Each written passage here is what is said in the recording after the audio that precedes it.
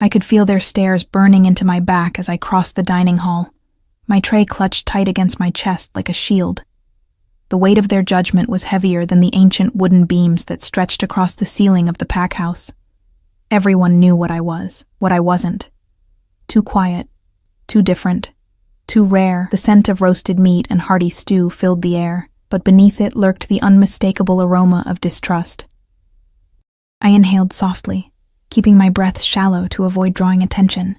My light hair fell forward, creating a curtain between me and their scrutiny as I slipped into the furthest corner of the room, where the shadows offered some semblance of safety. "Rare Omega," someone whispered, the words slithering across the room like a venomous snake. "Useless," another added, not bothering to lower their voice. I focused on the wooden table before me, tracing the grain with my fingertip. The patterns reminded me of the rivers my grandmother used to sketch in her journals. The same journals she'd pressed into my hands before she died, whispering that being rare wasn't a curse but a gift not yet understood. The small leather-bound book remained hidden beneath my mattress, its pages filled with wisdom I clung to when nights grew unbearable. "You shouldn't sit alone, little bird," came a soft voice, startling me from my thoughts. Mira, with her kind eyes and warm smile, slid onto the bench across from me. She was the only one who ever approached me willingly. The only one who didn't seem to mind that I was different. An Omega too weak to register on most werewolves' senses. Too quiet to fulfill the traditional Omega role of peacekeeper and nurturer. "The delegation from the Northern Kingdom arrives tonight," she said, her voice pitched low. "Everyone's on edge." I nodded, forcing a spoonful of stew into my mouth, though my appetite had vanished. The Northern Kingdom, the most powerful werewolf territory on the continent, ruled by an alpha king whose name was whispered with equal parts fear and reverence.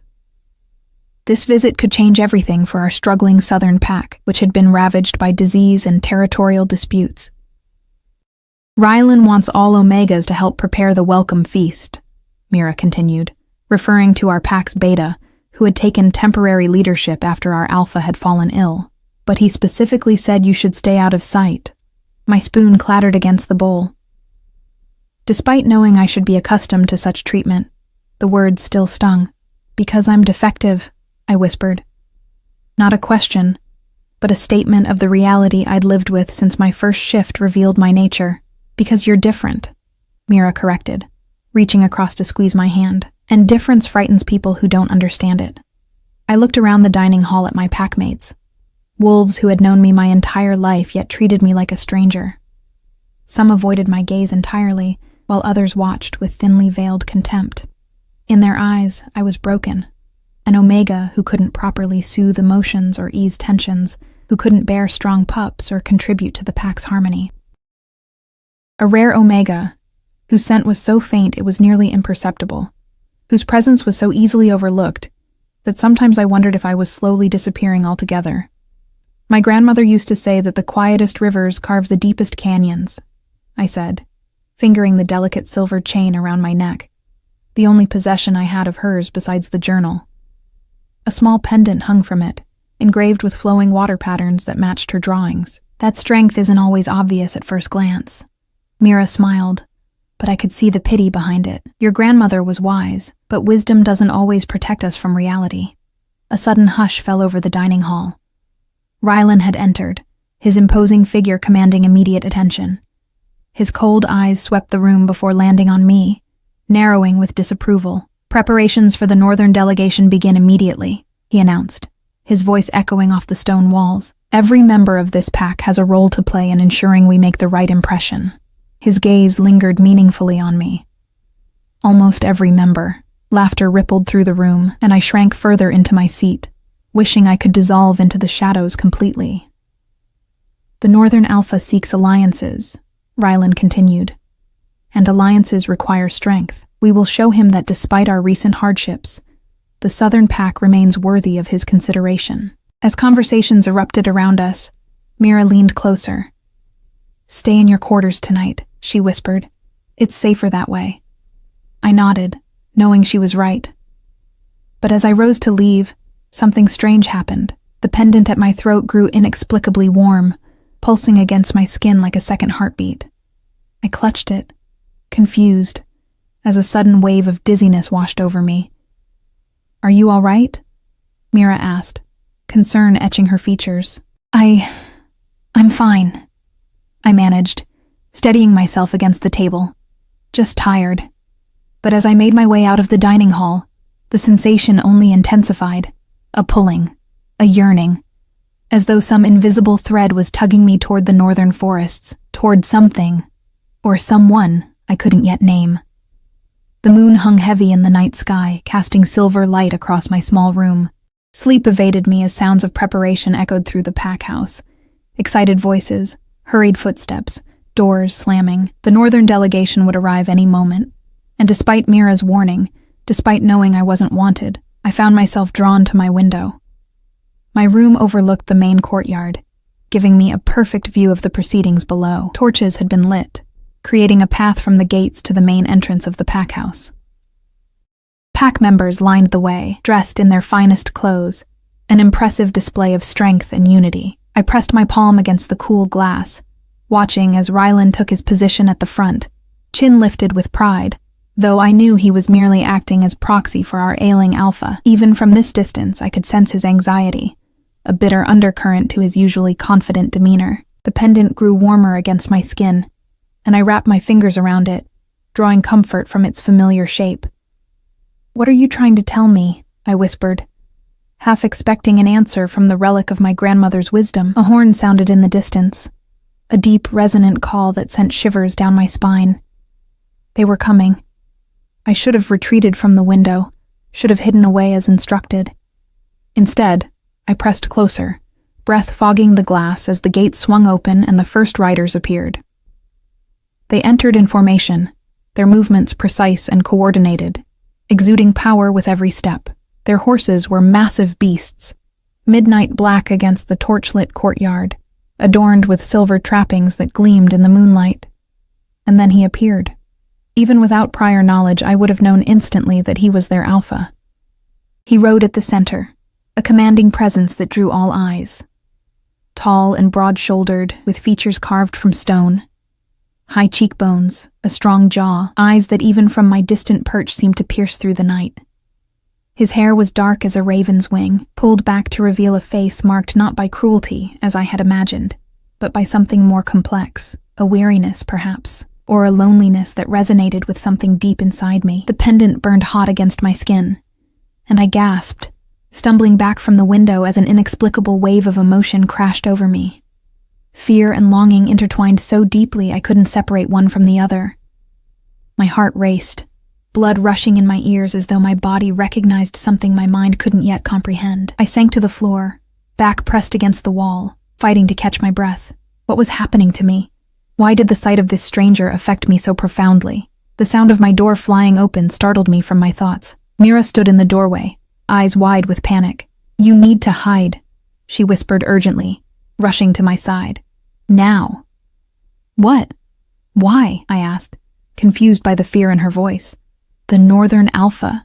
She paused, glancing nervously over her shoulder. He sensed something when he arrived. Something that made him stop in his tracks. Rylan is furious, thinks one of the Omegas did something to offend him.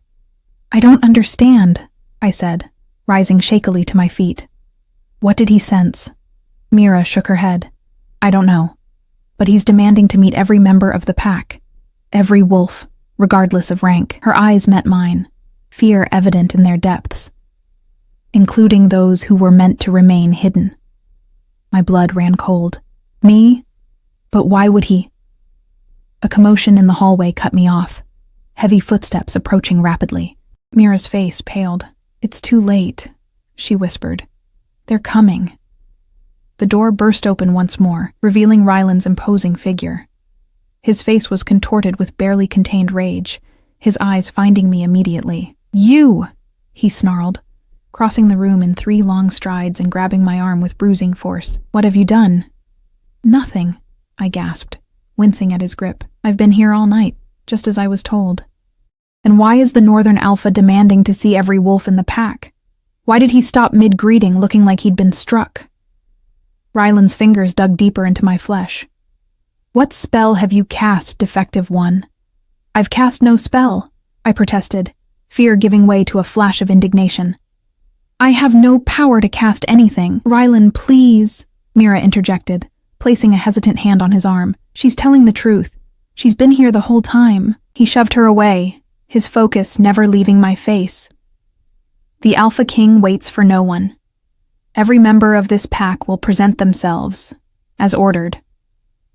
A cruel smile twisted his lips. "Even our little aberration. Perhaps seeing your weakness will remind him why alliances matter, to protect even the most pathetic among us." He dragged me toward the door, and though I stumbled, trying to dig my heels in, his strength far exceeded mine. Panic clawed at my throat as he pulled me down the corridor, past curious and condemning eyes, down the grand staircase toward the main hall where the delegation waited. "Please," I begged, my voice barely audible. "Don't do this." But Rylan's grip only tightened as he leaned close, his breath hot against my ear. "Remember your place," he hissed. "Head down, eyes lowered, speak only if spoken to, and pray to the moon goddess that your strangeness doesn't cost us this alliance." We reached the massive oak doors that led to the great hall, and I could hear voices on the other side, deep, commanding tones that made my pendant pulse in response. Rylan paused, straightening his clothes before shooting me one last warning glance. "One mistake," he murmured, "and you'll wish you'd never been born into this pack." The door swung open, and Rylan's demeanor changed instantly, a deferential smile replacing his scowl as he pushed me forward into a room filled with more wolves than I had ever faced at once. The northern delegation stood on one side, their presence commanding and intimidating in their fine leather and furs. Our pack members lined the opposite wall, eyes downcast, the hierarchy of our society clearly displayed in their positioning, and at the center of it all stood the Alpha King.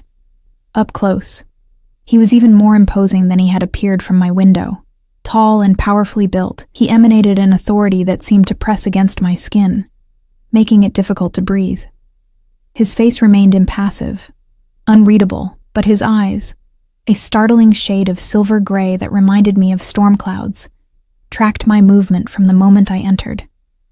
The pendant at my throat burned like a brand, and something inside me trembled in recognition. Rylan's hand at my back forced me into a deep bow. "My Alpha," he addressed the Northern King with exaggerated respect. "The last member of our pack, as requested." A heavy silence fell over the room. I kept my gaze fixed on the stone floor, heart hammering against my ribs, aware of the curious and hostile stares from all sides.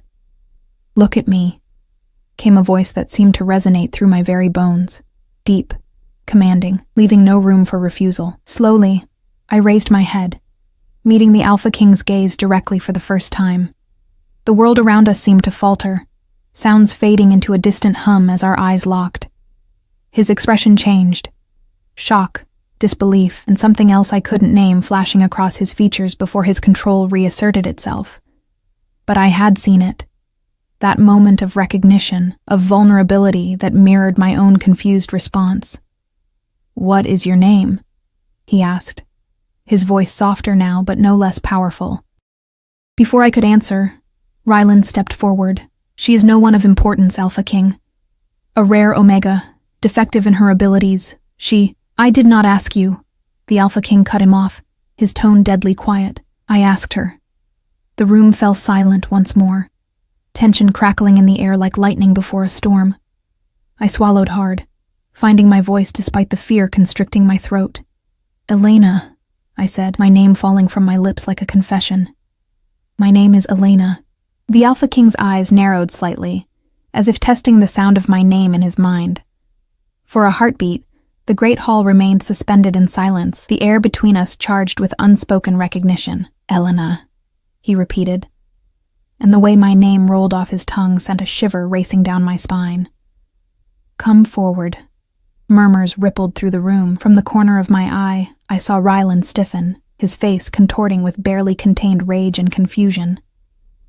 No one had expected the Alpha King to address me directly, least of all to summon me closer. My legs trembled as I took one hesitant step, then another. The pendant against my chest pulsed with increasing urgency, as if pulling me toward him. Every instinct screamed at me to lower my gaze, to shrink away from his scrutiny, yet I found myself unable to look away from those storm-gray eyes. "My king!" One of the northern warriors stepped forward, his hand resting casually on the hilt of a blade at his hip. "Is something amiss?" The Alpha King held up a hand, silencing his guard without taking his eyes off me. As I drew closer, I noticed details I hadn't been able to discern from a distance. The slight shadow of exhaustion beneath his eyes, the tension in his jaw, the way his nostrils flared subtly as if he were trying to catch a scent that eluded him.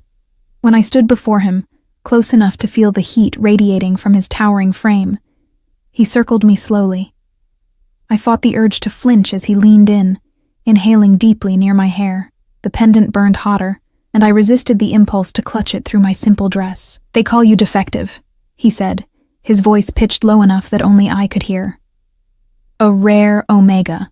Explain what this means." I swallowed hard, acutely aware of every eye in the room watching us. My scent is too faint for most wolves to detect," I admitted, the shame of this fact burning in my cheeks. I do not soothe emotions or calm tensions as Omegas should. My presence goes unnoticed rather than bringing comfort." He completed his circle, coming to stand before me again, his expression unreadable. "And this makes you defective in their eyes?" Something in his tone, a hint of incredulity, perhaps even anger, gave me courage. In a world where worth is measured by utility to the pack, yes. A muscle ticked in his jaw. "Look at me," he commanded again, though I hadn't lowered my gaze this time. I lifted my chin slightly, meeting his stare directly. For a fleeting moment, something flashed in those storm-gray depths. Recognition, wonder, a question without words.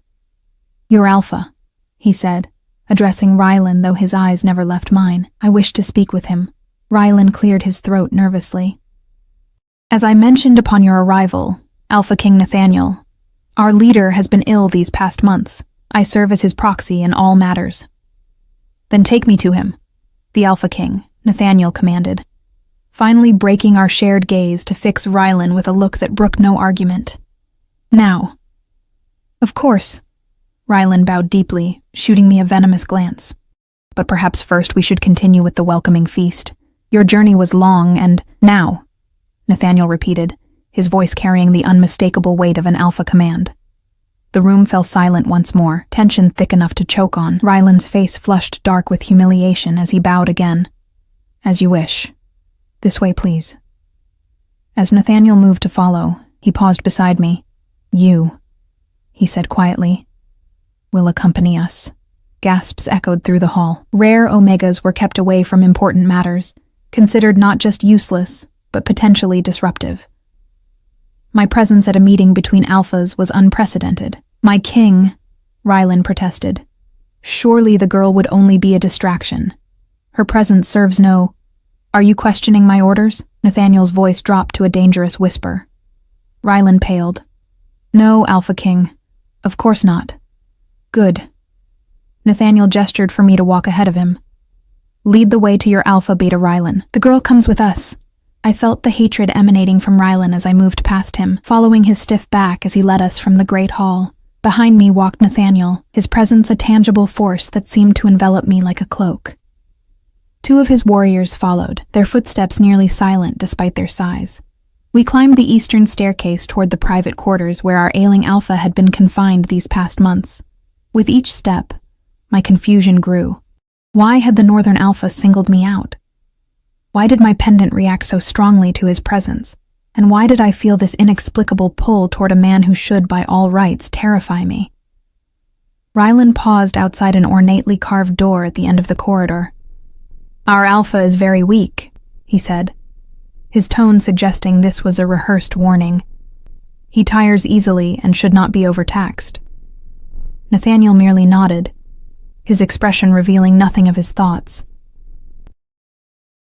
With visible reluctance, Rylan knocked softly before pushing the door open. The scent of sickness immediately assaulted us. Stale air tinged with medicinal herbs and the underlying smell of decay. The room was dimly lit, heavy curtains drawn against the moonlight, a single oil lamp casting long shadows across the walls. Our Alpha, once a robust and powerful wolf, lay propped against pillows in a massive bed that now seemed to swallow his diminished form. His face was gaunt, skin stretched tight over prominent bones, eyes sunken into dark hollows. But those eyes, once amber and fierce, brightened with interest as we entered. "The Northern Alpha honors us," he said, his voice a raspy whisper of its former strength. "Welcome to our territory, Alpha King Nathaniel." Nathaniel stepped forward, offering a respectful nod to the ailing wolf. "Alpha Darius, your reputation precedes you." A ghost of a smile touched Darius's lips. "As does yours." His gaze shifted, landing on me with surprise. "Elena? Why are you here, child?" Before I could respond, Nathaniel spoke. I requested her presence. Something flickered in Darius's expression. Curiosity, perhaps, or concern. "I see." His eyes moved between us, assessing. "Then there must be a reason." Rylan stepped forward. "Alpha, perhaps you should rest. We can continue these discussions tomorrow when—" "Silence," Darius commanded, and despite his weakened state, the alpha power in his voice was unmistakable. "Leave us, Rylan." "But Alpha—" "Leave us," Darius repeated. "Take the Northern Guards with you. What passes between Alphas requires privacy." Rylan's face darkened with fury, but he bowed stiffly. "As you command." He gestured to Nathaniel's warriors, who looked to their Alpha for confirmation. Nathaniel nodded once, and his men followed Rylan from the room, closing the door behind them. As soon as they were gone, Darius's posture softened, exhaustion claiming him once more. "Now," he said, looking between Nathaniel and me with open curiosity. "Perhaps one of you will tell me what this is truly about." Nathaniel moved further into the room, his powerful presence somehow gentler now. "Your illness," he said.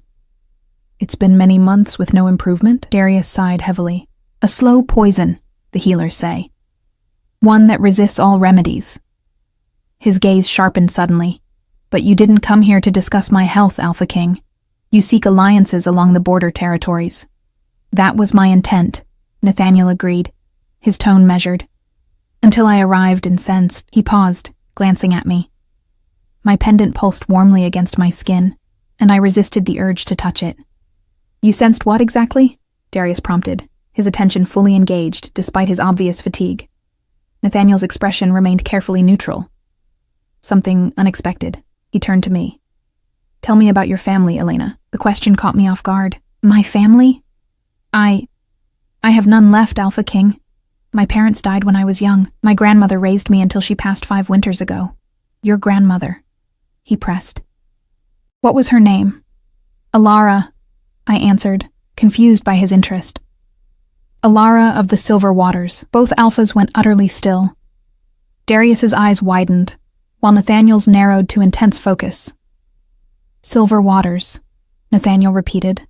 "A northern clan that disappeared a generation ago." Darius nodded slowly. "I remember now.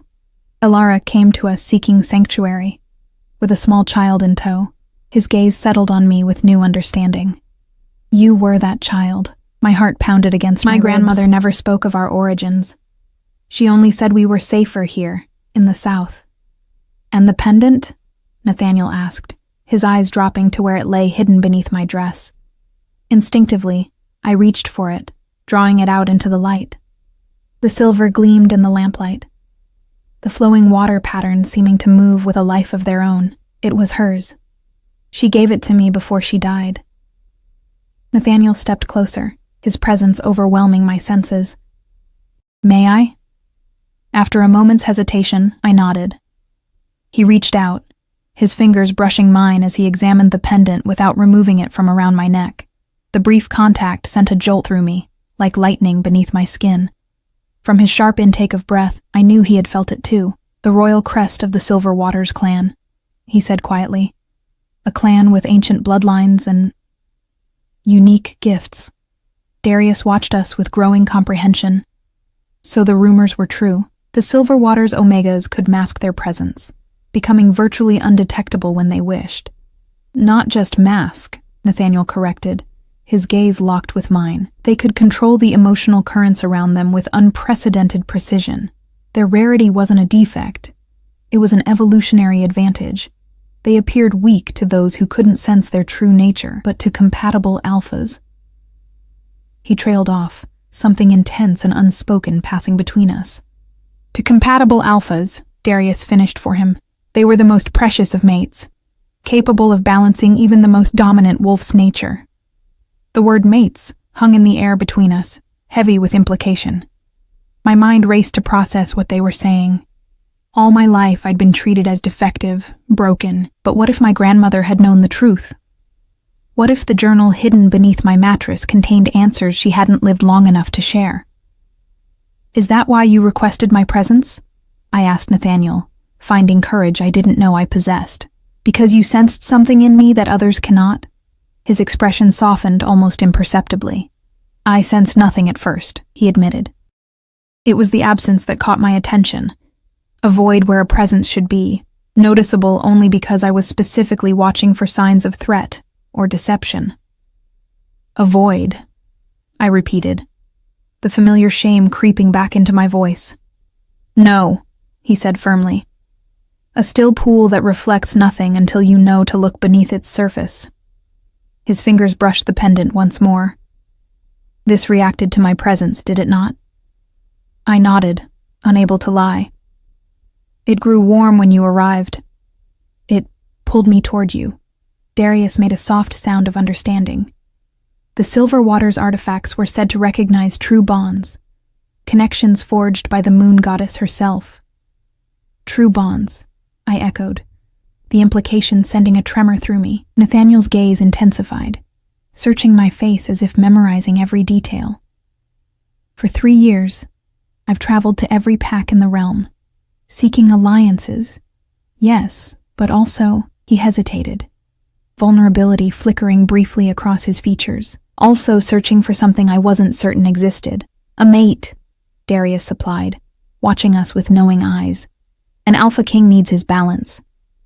The door burst open before Nathaniel could respond, breaking the intimate moment. Rylan stormed in, followed by several members of our pack council, their faces twisted with outrage. "What treachery is this?" Rylan demanded, glaring at me with naked hatred. "Conspiring with our alpha behind closed doors? Watch your tone," Nathaniel warned, his voice deadly quiet. "You forget yourself, Beta." Rylan's attention snapped to Nathaniel, fury momentarily overcome by wariness.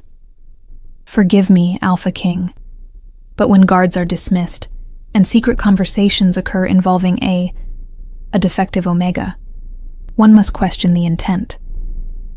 "The intent," Darius said from his bed, his voice stronger than before, "was privacy for matters that do not concern you, Rylan." "Everything concerning this pack concerns me," Rylan insisted, stepping farther into the room, "especially when our future hangs in the balance." I noticed with growing unease how Rylan positioned himself between Darius and the rest of us, how his hand rested casually near a dagger at his belt. Something about his manner had shifted, the deference replaced by barely concealed aggression. Nathaniel must have sensed it too, for he moved subtly, placing himself between me and Rylan. "Your concern for your pack is commendable," he said, his tone neutral, though his posture was anything but. "However, the alliance I seek may take a form you haven't anticipated." Rylan's eyes narrowed suspiciously. "What form?"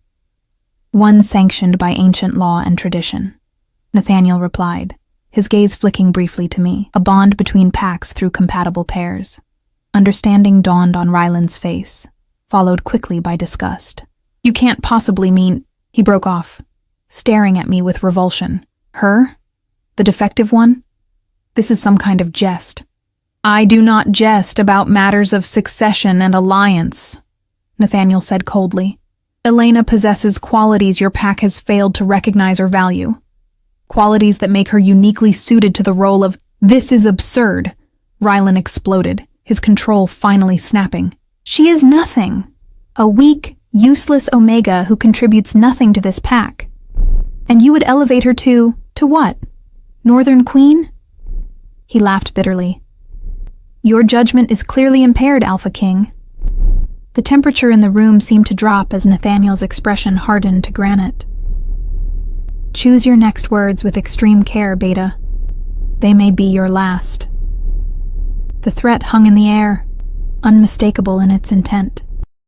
I glanced at Darius, expecting him to intervene, but our alpha was watching the confrontation with an odd expression. Part concern, part calculation. Ryland's gaze darted between us, assessing his position. Slowly, deliberately, he inclined his head in a mockery of submission. Of course. Forgive my passionate defense of our pack's interests. His voice dripped with insincerity. If you truly believe this, rare Omega is worthy of your attention, who am I to question the Alpha King's wisdom? Nathaniel's expression remained dangerously impassive. Indeed. However, Ryland continued, edging toward the door. Such momentous decisions should be properly celebrated. The welcoming feast awaits, and our pack members are eager to honor our distinguished guests. His eyes flickered to me, hatred barely concealed. All matters of alliance can be discussed after proper refreshment and rest. Darius finally spoke, his voice carrying surprising authority despite his weakness. The Alpha King and I have more to discuss. You will oversee the feast preparations, Ryland. We will join when we are ready. For a moment, Ryland looked as though he might object. Then, with visible effort, he composed himself and bowed. As you wish, Alpha. As he straightened, his gaze locked with mine, a silent promise of retribution that sent a chill down my spine. When the door closed behind him and the council members, silence settled over the room once more. Darius sighed heavily, sinking back against his pillows. You should be cautious, he warned Nathaniel. Ryland has grown accustomed to power during my illness. He will not relinquish it willingly, especially not to an Omega he has spent years demeaning. Nathaniel's jaw tightened. He would challenge me? Not directly, Darius said, his expression grim. But there are other ways to eliminate obstacles. His eyes moved to me, concerned. She will be his first target. The realization that I had become a target sent ice through my veins. All my life I had tried to remain invisible, to avoid drawing attention or causing conflict. Now I stood at the center of a power struggle between packs, with Ryland's hatred focused squarely on me. I should return to my room, I whispered, suddenly desperate to retreat to my small sanctuary. My presence only complicates matters. No. Nathaniel's response was immediate and firm. You're safer where I can see you. Darius nodded in agreement. Ryland will move quickly now. He's waited too long for power to let anything, or anyone, threaten his position. His gaze shifted between us, assessing. The question is what you intend to do, Nathaniel. Finding a Silver Waters Omega after all these years, it cannot be coincidence. Nathaniel's expression remained guarded, but something softened in his eyes when they met mine.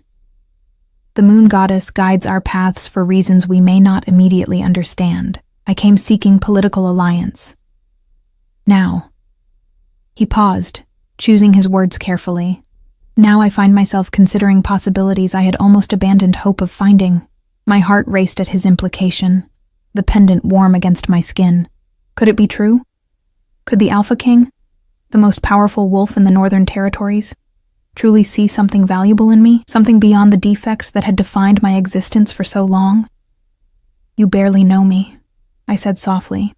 I'm not what you think I am. I'm not special. A ghost of a smile touched Nathaniel's lips. You believe that because it's what you've been told. But I suspect you've always felt the difference within yourself. Not weakness, but something else. Something waiting to be awakened. His words struck a chord so deep I nearly gasped.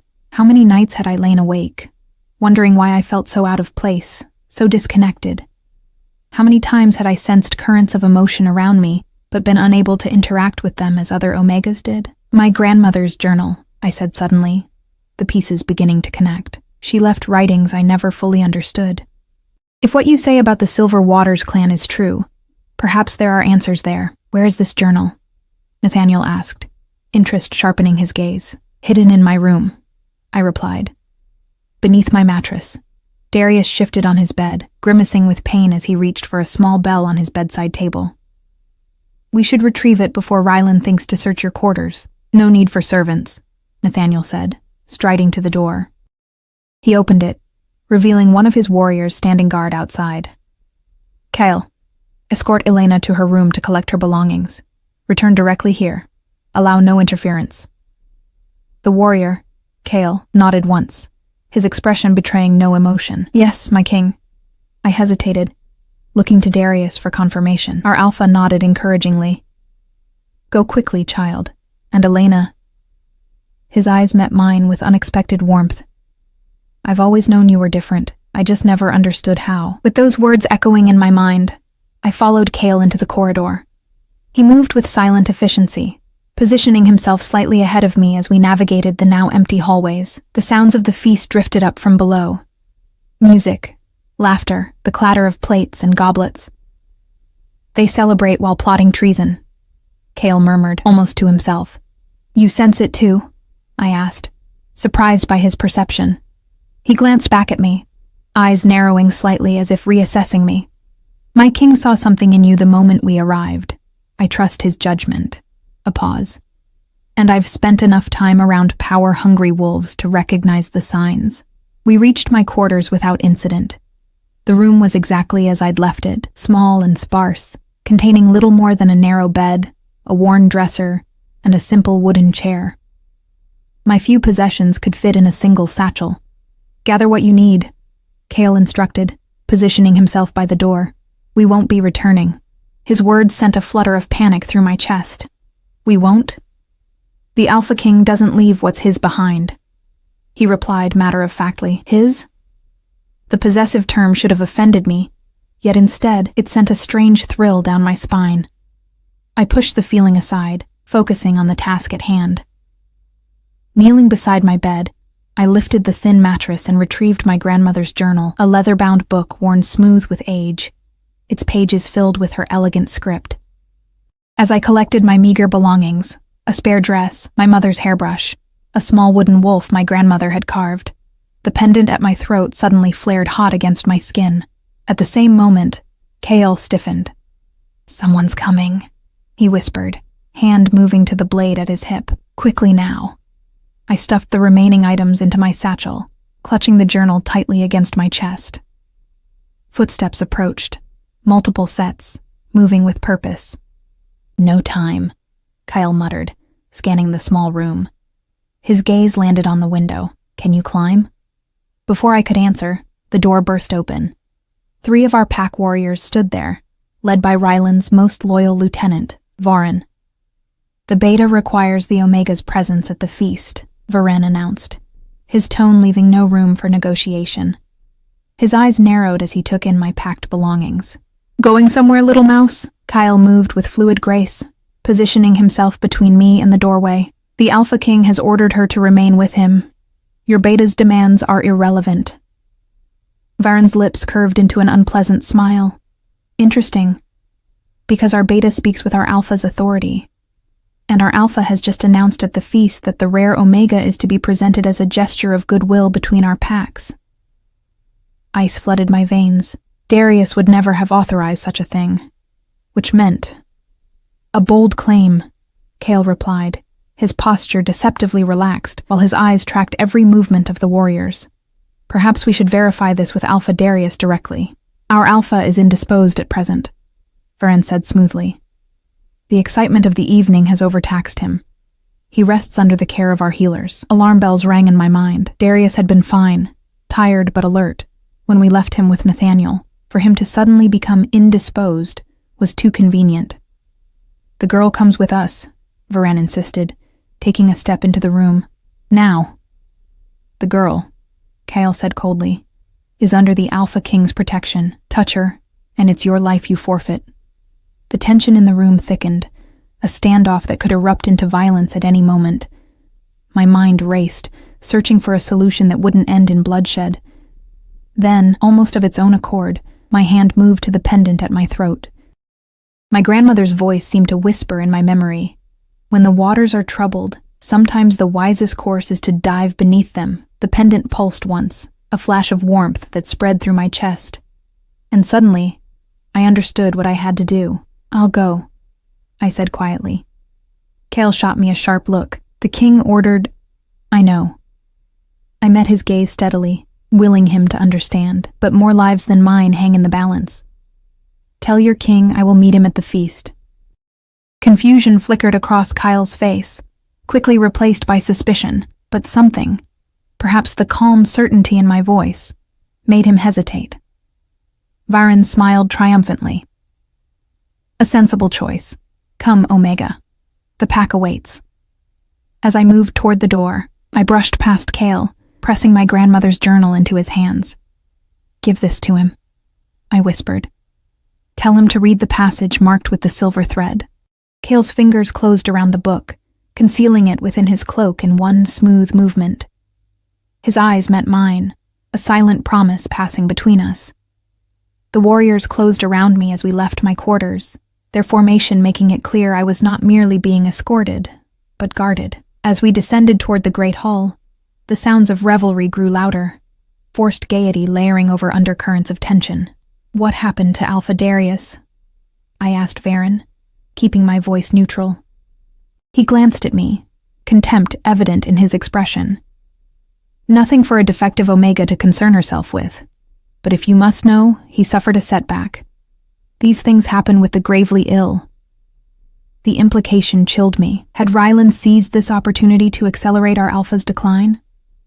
The thought was too horrifying to contemplate, yet it aligned perfectly with his ambitions. We reached the entrance to the great hall, where Rylan himself waited, a cold smile playing on his lips as he saw me approach. Ah, our little aberration, he said, his voice pitched to carry no further than our small group. So good of you to join us. The Alpha King has been asking after you. What have you done to Darius? I demanded, abandoning pretense. Rylan's smile widened. Done? I've merely attended to our ailing Alpha's needs, as I have these many months. He leaned closer. It's tragic how these lingering illnesses can take sudden turns for the worse. Rage flooded me, a foreign, powerful emotion I had never allowed myself to feel before. For a moment, something shifted inside me, like a door unlocking. The pendant flared against my skin, and Rylan flinched, a fleeting expression of confusion crossing his face. Now, he said, recovering quickly, you will enter the hall, greet our northern guests with appropriate deference, and say nothing of your private conversations with the Alpha King. Nothing that might embarrass our pack or suggest impropriety. His fingers dug painfully into my arm. Do you understand? I looked into his eyes, the eyes of a wolf who had likely poisoned his own Alpha, who had systematically undermined my worth for years, who now threatened everything and everyone I cared about, and for the first time in my life, I didn't look away in submission. Perfectly, I replied, my voice steadier than I felt. His eyes narrowed at my tone, but he merely nodded, releasing my arm and gesturing toward the doorway. After you, then. The great hall had been transformed in our absence. Long tables groaned under the weight of a lavish feast, torches blazed from wall sconces, and musicians played in the corner. Pack members mingled with the northern delegation, a facade of unity and celebration masking the undercurrents of tension. As I entered, heads turned. Conversations paused, and across the room, Nathaniel's eyes found mine immediately, intense and questioning.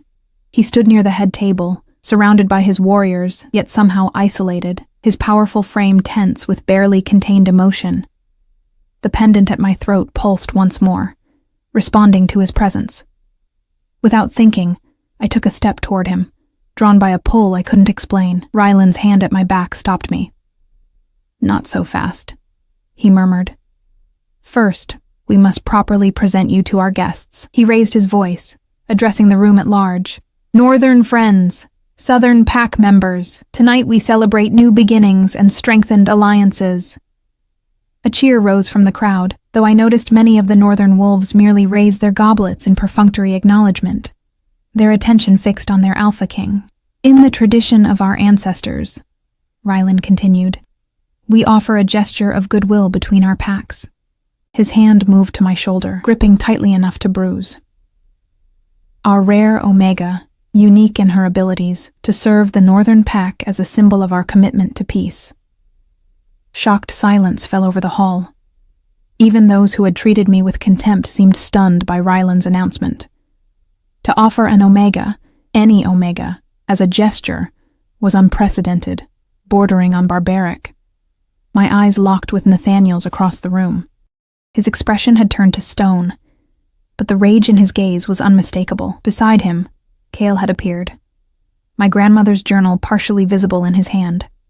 Their eyes met in silent communication, and I knew my message had been delivered.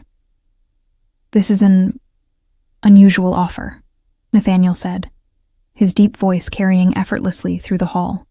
"And one I must decline." Ryland's grip on my shoulder tightened painfully. "Decline? But surely the rare gifts of this Omega would benefit your pack. She may be unconventional, but—" "I decline," Nathaniel interrupted, his tone brooking no argument. "Because one does not accept as a gift what is already rightfully claimed." A collective gasp rippled through the hall. Ryland's fingers dug so deeply into my shoulder that I had to bite my lip to keep from crying out. "Claimed?" Ryland echoed, disbelief and fury warring in his voice. "On what grounds would you claim a member of our pack?" Nathaniel stepped forward, his movement graceful despite his imposing size. The crowd parted before him like water around stone, on grounds as ancient as our kind. He said, his eyes never leaving mine. "The Silver Waters bloodline has returned to claim its rightful place." Murmurs swept through the hall. Even those who had scorned me looked confused, uncertain. "Silver Waters?" someone whispered. "The lost Northern clan? Impossible," another hissed. "They were wiped out generations ago." Ryland's face contorted with rage. "This is absurd. She's nothing but a defective Omega, barely worthy of pack protection. Whatever game you're playing, Alpha King." "It is no game," Nathaniel cut him off, his voice deadly quiet. "And you would do well to remember your place, Beta. You address not only the Alpha King of the North, but the rightful mate of the woman you've spent years demeaning." The word mate hung in the air, electric with implication. My heart hammered against my ribs as Nathaniel closed the distance between us, stopping mere feet away. The pendant at my throat burned hot, pulsing in time with my racing pulse.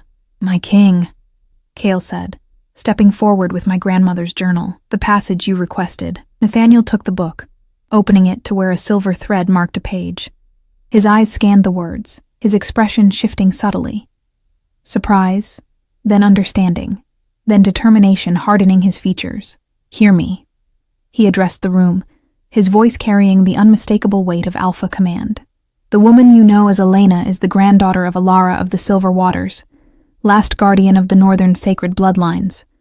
Her rareness is not a defect but a gift, one your pack has failed to recognize or respect." He held up the journal. "Written here, in Alara's own hand, is the truth she concealed to protect her granddaughter. The Silver Waters Omegas possess the ability to control their presence, to conceal their power until it is needed. They appear weak to those unworthy of their gifts, but to their true mates," he looked at me, something fierce and tender in his gaze. "To their true mates they are unmistakable." Ryland laughed, the sound bitter and mocking. "A convenient story. But where is the proof? If she possesses such power, why has she never demonstrated it?" "Because it must be awakened," Nathaniel replied evenly, "triggered by necessity or proximity to her mate. And from what I've witnessed, your pack has given her every reason to remain hidden, to suppress what makes her extraordinary." His words resonated deep within me, touching on truths I had sensed but never understood. The odd moments throughout my life when emotions around me had seemed briefly malleable, when I had wished myself invisible and somehow succeeded, when the pendant had warmed against my skin in warning or reassurance. "This is manipulation," Ryland snarled, desperation edging his voice as he addressed the crowd. "An attempt to claim our territory through false pretenses. Will you allow our pack to be subsumed by Northern lies?" Several of our pack members shifted uncomfortably, uncertain where to place their loyalty. The Northern warriors had moved subtly, positioning themselves throughout the room in strategic formation, ready for conflict. "There is one way to settle this matter definitively," Nathaniel said, his eyes finding mine. "Elena, your grandmother's journal speaks of an awakening ritual, a claiming that brings forth the true nature of a Silver Waters Omega." He extended his hand toward me. "Do you consent to this?" The pendant pulsed once more, insistently. Something inside me responded, a recognition beyond conscious thought. a certainty that transcended the fear and doubt that had defined my existence. "I consent," I said, my voice stronger than I had ever heard it. Ryland's grip tightened, preventing me from moving. "This is treason against your pack," he hissed. "No," I replied, meeting his gaze without flinching. The treason was poisoning our alpha to seize power.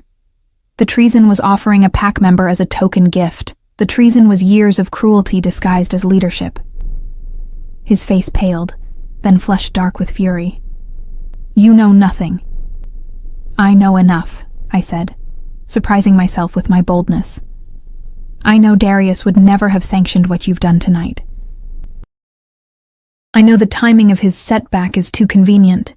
For a fraction of a second, Ryland's control slipped, confirming my accusations in his expression before rage masked it once more. His hand moved to his belt, where a blade gleamed in the torchlight. "You will regret those words," he snarled, drawing the dagger with lightning speed. Several things happened at once. Nathaniel surged forward. Pack members cried out in alarm. Northern warriors reached for weapons, and something within me, a dam long held in check, finally broke free. The pendant flared with blinding intensity, heat flooding through my body in a rush of power I had never known I possessed. Time seemed to slow as instinct took over, guiding me in ways I didn't consciously understand. I reached out, not physically, but with something deeper, an extension of will that touched the emotional currents in the room. And for the first time, I didn't just sense those currents. I bent them. A wave of calm radiated outward from where I stood, touching every wolf in the great hall. Movement slowed. Aggression ebbed. Even Ryland's blade seemed to hesitate in its arc toward me, his expression shifting from rage to confusion as the emotional manipulation washed over him. In that moment of suspended violence, Nathaniel reached us. His hand closed around Ryland's wrist with crushing force, arresting the blade's movement completely. "You dare!" Nathaniel said, his voice a low growl. "Raise a weapon against my mate?" Ryland struggled against the Alpha King's grip, his momentary disorientation giving way to renewed fury. "She is not your mate. She is nothing." "She," Nathaniel replied, twisting until Ryland was forced to drop the dagger. "Just demonstrated the power you claimed she lacked." He glanced around the hall, where wolves stood frozen in various states of confusion and awe. Everyone in this room felt it, the calming influence of a Silver Waters Omega, the gift you dismissed as defect. Ryland's gaze darted around wildly, seeking supporters among our pack members, but the expressions that met his were transformed. Uncertainty, reassessment, and in some cases, dawning shame for how they had treated me. "You've challenged the Alpha King's mate," Kale stated, stepping forward. "By our laws, that alone warrants execution." Nathaniel's expression hardened. "Indeed it does." His grip tightened on Ryland's wrist until the beta gasped in pain. "But death would be too merciful for what you've done. To Elena, to your alpha, to your entire pack." The pendant at my throat pulsed once more. Guiding me, I placed my hand on Nathaniel's arm, the contact sending a jolt of awareness between us.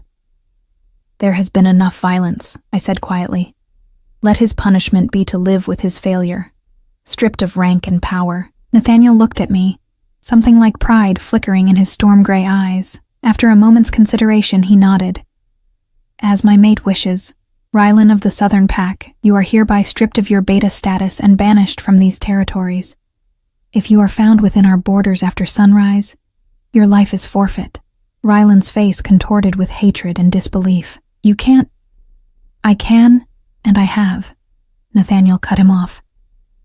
"But before you go, you will tell us exactly what you've done to Alpha Darius, the composition of the poison, the antidote, if one exists."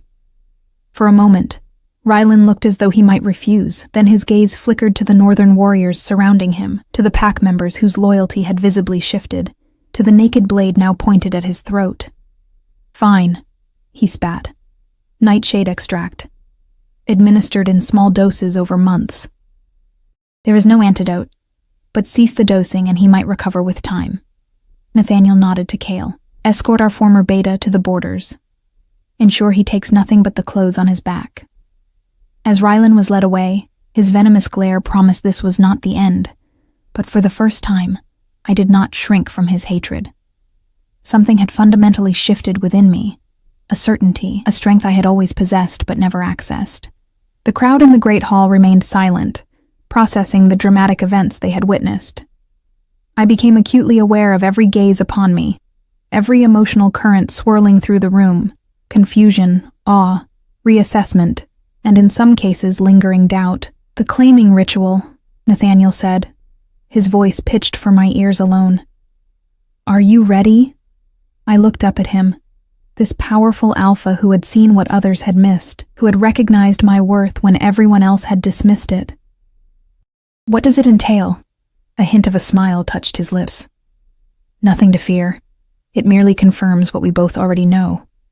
He nodded toward the pendant. "That will guide us."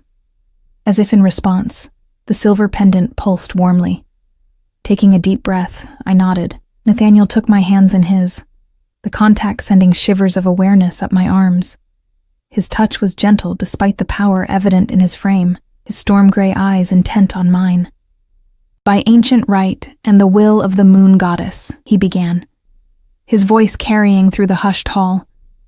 "I, Nathaniel, Alpha King of the Northern Territories, claim Elena of the Silver Waters as my mate, my equal, and my queen." The pendant flared with sudden heat, and a gasp escaped me as energy surged between us, visible to all as a soft silver glow that enveloped our joined hands. "Do you accept this claim?" Nathaniel continued, his voice deepening, "freely and without reservation, binding our souls as the goddess intended?" The question hung in the air between us. This was no mere ceremony, no political alliance. This was a choice that would alter the course of my life forever, binding me to a man I barely knew, yet somehow recognized at the deepest level. I thought of my grandmother's words in her journal: "When the rivers of fate converge, do not fight the current. Trust in what you feel beyond what you know." "I accept," I said clearly, the words feeling right in a way nothing else ever had. "I, Elena of the Silver Waters, claim Nathaniel as my mate, my equal, and my king." The silver glow intensified, spreading from our joined hands to envelop us completely. The pendant at my throat seemed to sing, its warmth spreading through my body in waves of power that awakened something dormant within me. Suddenly, I could sense every emotional current in the room with perfect clarity: fear, wonder, jealousy, respect, and knew I could shape them if I chose. The rareness that had been my shame revealed itself as extraordinary sensitivity and control. A gift, rather than a defect. Nathaniel's eyes widened slightly as he felt the change in me. "There she is," he murmured, wonder in his voice. "The queen I've been searching for." As the silver glow faded, leaving us standing before the astonished crowd, a voice called out from the entrance to the great hall. "The ritual is complete." All heads turned to see Alpha Darius, leaning heavily on Mira for support, his face pale, but his eyes clear and alert. "The Silver Waters has returned to us, as the prophecy foretold." He looked at me with new respect and something like affection, the quiet river that would carve a new path for our kinds. Gasps rippled through the hall at Darius's appearance. Though clearly weakened, our Alpha stood taller than he had in months, something of his former strength returning to his bearing. "You should be resting," I said, concern overriding protocol as I moved toward him. Darius shook his head, a faint smile touching his lips. "Some moments in history must be witnessed, regardless of personal cost." His gaze moved between Nathaniel and me, assessing the silver glow that still clung to us like morning mist. "The claiming was successful." "It was," Nathaniel confirmed, his hand finding mine as if drawn by instinct. The contact sent another ripple of awareness through me, my newly awakened senses registering the complex emotions beneath his controlled exterior: satisfaction, protectiveness, and something deeper that made my breath catch. Darius nodded slowly. "Then the alliance between North and South is sealed, not through political maneuvering, but by bonds more ancient and binding." The pack members exchanged uncertain glances, struggling to process how quickly their world had transformed. One moment I had been the defective Omega they scarcely acknowledged. Now I stood claimed by the Alpha King, my rare nature revealed as power rather than weakness. An older wolf stepped forward, Thalia, our pack's historian, whose wisdom had often been overshadowed by Ryland's aggressive leadership. "The prophecy," she said, her voice quavering with age and emotion. "After all these years—" "What prophecy?" someone called out. Thalia looked around the hall, her gaze finally settling on me. "When the Silver Waters clan disappeared a generation ago, it was foretold that one would return. A quiet force, overlooked and underestimated, who would bridge divided territories and bring balance to power unchecked." She gestured to the pendant at my throat. "The sign would be the river's heart, responding only to its true counterpart." Murmurs spread through the crowd as understanding dawned. The pendant, my grandmother's final gift, had recognized Nathaniel from the moment he arrived, had guided me toward this moment, even when my conscious mind couldn't comprehend what was happening. "Is it true?" a young Omega asked, stepping forward hesitantly. "Can you really control emotions? Make us feel things?" I felt Nathaniel's hand tighten protectively around mine, but I squeezed back reassuringly. This was my moment to define myself to those who had dismissed me for so long. "Not make you feel," I corrected gently. "Guide what already exists. Calm what rages, soothe what hurts, balance what tips toward extremes." I looked around at the faces watching me, some wary, some wondering, some regretful. The gift was always there, but like a river that runs underground, invisible until it finds the right channel to flow through. "And the Alpha King?" another voice called. "He awakened this power? He recognized it," I said, meeting Nathaniel's gaze. "When no one else could, or would." Darius cleared his throat, drawing attention back to himself. "The ramifications of tonight's events extend beyond personal transformations. With this claiming, our territories are bound in ways no political treaty could achieve." He turned to Nathaniel. "I assume you'll want to return north with your mate as soon as possible." A shadow crossed Nathaniel's features. "With your permission, we will depart tomorrow. My lands have been without their alpha too long, and Elena will need time to adjust to her new position." His gaze softened as it returned to me. To learn the extent of her gifts, away from those who would doubt her. The reality of what this meant crashed over me in a sudden wave. I would be leaving, abandoning the only home I'd ever known, however unwelcoming it had often been. Traveling north to territories I'd never seen, to rule beside a mate I was only beginning to know. "What of our pack?" someone asked, voicing the question many were thinking. With Ryland banished and our alpha still recovering, Darius straightened, summoning dignity despite his weakness. "I am still alpha of the Southern Pack. My recovery begins tonight with the removal of Ryland's poison." His gaze swept the hall, and with honest reflection on how we allowed ambition and prejudice to corrupt our pack's values. How we failed to protect and value one of our own. Shame rippled through the crowd, many lowering their eyes as the truth of his words sank in. I felt their emotions. Regret, embarrassment, confusion, like currents brushing against my consciousness. "Elena," Darius continued, his tone gentling as he addressed me directly. "The Southern Pack owes you an apology that can never be adequate for years of mistreatment. While your destiny clearly lies elsewhere, know that you will always have a place here. Not as the Omega we failed to understand, but as the Queen who rose above our limitations." Tears pricked behind my eyes at this public acknowledgement. For so long, all I had wanted was to belong, to be seen as valuable. Now that validation came just as I prepared to leave. "Thank you," I said simply, knowing no elaborate response was needed.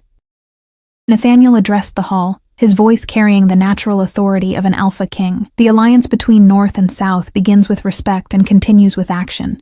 Your borders will be protected as extensions of northern territory. Your resources supplemented from our abundance, your sick tended by our healers." His gaze fell on Darius. "Beginning tonight." He nodded to Kale, who stepped forward. "Escort our finest healer to Alpha Darius's chambers. The poison must be purged completely." As arrangements were made and the crowd began to disperse, Mira approached me, tears glistening in her eyes. "I always knew you were special," she said, touching my arm gently. "I just never imagined how much." I embraced her, this friend who had shown kindness when others offered only scorn. You saw me when no one else did. That means more than any title or power." She smiled through her tears. "Queen Elena, it suits you, though I'll miss you terribly." "You could come with me," I suggested impulsively. "The Northern Court will need familiar faces to help me transition." Hope brightened her expression. "Do you mean it?" "The Queen's first official request," Nathaniel confirmed, joining our conversation. "Already granted." Mira bowed deeply, genuine respect replacing her earlier friendly informality. "I would be honored, my king, my queen." The titles felt strange, almost absurd when applied to me.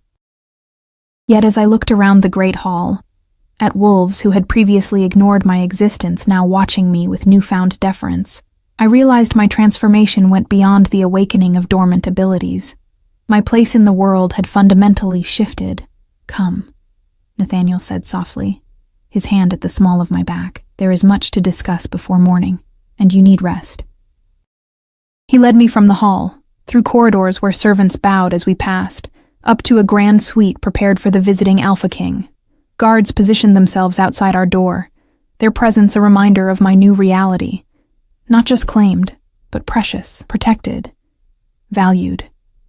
Inside the luxurious chambers, away from watchful eyes, Nathaniel's formal demeanor softened. He moved to the fireplace, adding logs to build the flames higher against the night's chill. "You have questions," he said, not turning around. "Ask them." I sank onto a velvet-covered settee, suddenly overwhelmed by the night's events. "How did you know what I was?" "Truly?" He straightened, firelight casting his powerful silhouette in sharp relief. "Legends of the Silver Waters Omegas have been passed down through generations of Northern Alphas. The perfect counterbalance to dominant wolves, rare enough that finding one was considered almost mythical." He turned to face me. 3 years ago, a dream came to me. A river running silver beneath moonlight, calling me to search. I visited every pack in the realm since then, looking for what I couldn't quite define until I felt its absence in that courtyard tonight. "The void," I murmured, recalling his earlier words. "Yes." He moved closer, sitting beside me with careful respect for my space. When everyone else projects their emotions outward, the absence of projection becomes noticeable, like a still pool among rushing currents. His eyes studied my face with quiet intensity, but it wasn't until I saw your pendant that certainty came. I touched the silver river symbol, now cool and quiet against my skin. My grandmother never told me what it meant, only that it would protect me when she couldn't. "And it did," he confirmed. "It kept your nature hidden until the right moment, until you were ready. Until I found you." The fire crackled in the silence that followed, casting dancing shadows across the room. Outside, the sounds of the pack house settling for the night filtered through the windows. Footsteps, distant conversations, the occasional bark of laughter. "What happens now?" I finally asked, voicing the question that weighed most heavily. "I know nothing about being a queen, about the North, about—" I hesitated, heat rising to my cheeks. "About being a mate." Something changed in his expression. A softening, a vulnerability that made him suddenly seem less like the fearsome Alpha King and more like a man approaching something precious. "We learn together," he said simply. "The claiming has bound us, but the knowing comes with time." He reached out slowly, giving me space to retreat if I wished, and tucked a strand of light hair behind my ear. I would not rush what should unfold naturally. His consideration, his willingness to wait despite the claiming that entitled him to more, touched something deep within me. For the first time, I consciously extended my newfound senses, reaching out to feel the emotions beneath his controlled exterior. What I found nearly stole my breath. Longing, yes, but also patience, determination tempered with gentleness. And beneath it all, a loneliness that mirrored my own. A soul that had searched too long for its counterpart. "I felt that," he said quietly, wonder in his voice. "You're learning already." I nodded, surprised by how natural it felt to reach out with these new senses, to touch the emotional currents around me. "It's like discovering a limb I never knew I had." "Your grandmother's journal contains exercises to strengthen your abilities," he told me. The Silver Waters Omegas were renowned for their skill in emotional manipulation, not just calming but inspiring courage before battles, facilitating negotiations between hostile parties, even healing trauma that ran too deep for words. The possibilities unfolded before me. Not just power, but purpose. Not just value to a mate, but to communities torn by conflict. To a world where alpha strength had too often gone unchecked by balancing forces. Why did they disappear? I asked. The Silver Waters clan. Nathaniel's expression darkened. Fear, jealousy, the eternal weakness of those who don't understand power different from their own. He sighed. A coalition of packs, led by an alpha who believed such omegas undermined traditional strength, attacked their territory. Few survived. Those who did scattered, hiding their nature to protect their bloodline. Like my grandmother, I whispered, pieces of my history finally connecting.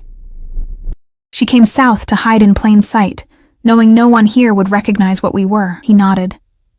And in doing so, preserved the most precious gift our kind has known, the ability to balance power with compassion, strength with wisdom. His hand found mine, our fingers intertwining naturally. What was meant to be extinguished will now return to its rightful place. Through you, the weight of this legacy settled on my shoulders, not as a burden, but as a mantle I was born to wear. For the first time in my life, my difference made sense not as a flaw, but as a calling. I'm ready, I said, surprising myself with the certainty in my voice. To learn. To become what I was meant to be. The smile that transformed Nathaniel's face was like sunrise breaking through clouds, warmth and light where severity had been. We leave for the north at dawn. A new era begins with our return. As night deepened around us, we talked of many things. The territories I would soon call home, the customs I would need to learn, the challenges we would face together. Gradually, the strangeness of our situation gave way to a comfortable familiarity, as if our souls recognized each other even as our minds were still becoming acquainted. When exhaustion finally claimed me, Nathaniel insisted I take the bed while he remained by the fire. Even in this, he defied the expectations of an alpha claiming his mate, patient, considerate, willing to wait for trust to build between us. As I drifted toward sleep, the pendant at my throat pulsed once more. Not in warning this time, but in confirmation. The quiet river had found its course at last. No longer hidden underground, but flowing strong and true toward a future I was only beginning to imagine. Dawn broke clear and bright, sunlight streaming through windows I'd left uncurtained. For a moment, disorientation gripped me as I took in unfamiliar surroundings. The luxurious bed, the elegant furnishings, the embers of last night's fire still glowing in the hearth. Then memory returned in a rush. The claiming, the revelation, the transformation that had turned the defective Omega into a queen overnight. Nathaniel stood by the window, his powerful silhouette outlined against the morning light. He turned as I stirred, his expression softening as our eyes met. "The northern delegation is prepared to depart," he said. "Are you ready to begin your journey, Silver Queen?" I rose from the bed, smoothing my simple dress, the last reminder of a life already fading into memory. Soon, I would wear the finery befitting my new station, would learn to carry myself with the dignity expected of the Alpha King's mate. But in this moment of transition, I was grateful for the familiar, for one last connection to who I had been. "Almost," I replied, moving to retrieve my grandmother's journal and pendant, the two items that had guided me to this moment, that connected my past to my future.